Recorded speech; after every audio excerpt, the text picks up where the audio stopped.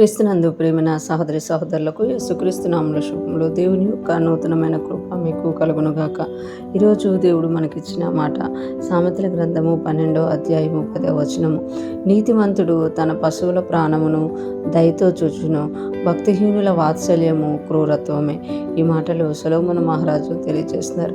నీతిమంతులంట తన పశువుల ప్రాణమును దయతో చూచును. నీతిమంతుడు మనుషుల్ని దయతో చూడటమే కాదు, తన పశువుల ప్రాణమును కూడా దయతో చూసినట్టు.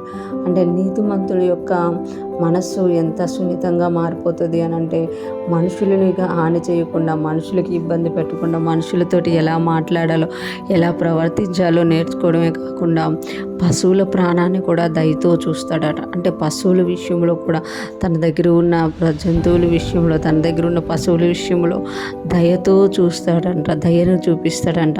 అంటే తన యొక్క హృదయము మనుషుల ఎడల దయతో ఉండడమే కాకుండా పశువుల విషయంలో కూడా దయ కలిగిన వాడిగా ఉంటారు అని ఇక్కడ తెలియచేయబడుతుందన్నమాట.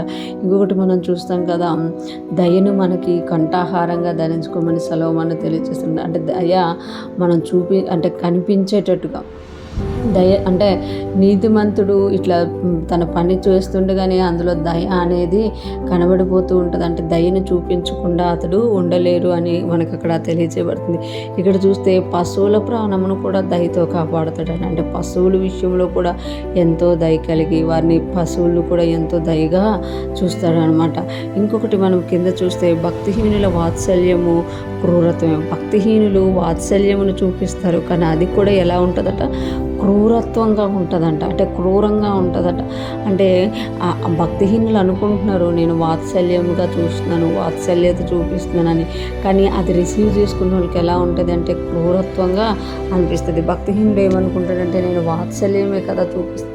అంటే భక్తిహీనుడిలో ఆ యొక్క దయ, ఆ యొక్క కనికరము అవి లేకపోవడం వల్ల అతడు చేసే పని కూడా క్రూరత్వంగా ఉంటుందన్నమాట. నీతిమంతుడైతే పశువులను కూడా దయతో చూస్తాడు, భక్తిహీనుడైతే మనుషులను కూడా క్రూరత్వంగా ఉంటాడు. వాత్సల్యత చూపిస్తాడు, కానీ ఆ వాత్సల్యతలో కూడా క్రూరత్వంగా ఉంటుంది అని ఇక్కడ మనకి తెలియచేస్తున్నమాట. మనము నీతిమంతులుగా జీవిస్తున్నామా, దయతో నింపబడి ఉండాలి. ఆత్మఫలాల్లో దయ కూడా ఒకటి ఒక తొనగా మనం చూస్తామన్నమాట. అంటే దయని కలిగిన వారుగా మనం ఉన్నప్పుడు మనం మనుషులకే కాదు, మన చుట్టూ ఉన్న జంతువులకి, పశువులకి, పక్షులకు కూడా మనం దయను చూపించగలిగిన వారుగా ఉంటాము. భక్తిహీనులు దయను చూపించాలి, వాత్సల్యం చూపించాలనుకుంటారు, కానీ అది వారి వల్ల కాక క్రూరత్వంగానే వెళ్తుంది అన్నమాట. ఈరోజు ఫ్రెష్ మనం వింటున్న ప్రతి ఒక్కరం కూడా మనము యేసుక్రీస్తు రక్తంలో కడగబడి నీతిమంతులుగా తీర్చబడ్డాం.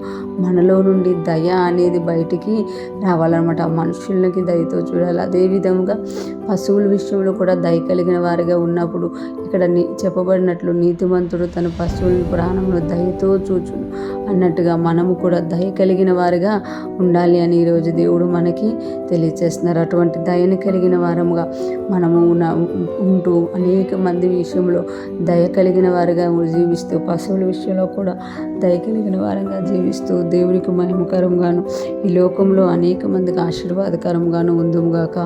దేవుని కృప మనకు తోడయుండి నడిపించునుగాక. ఆమేన్.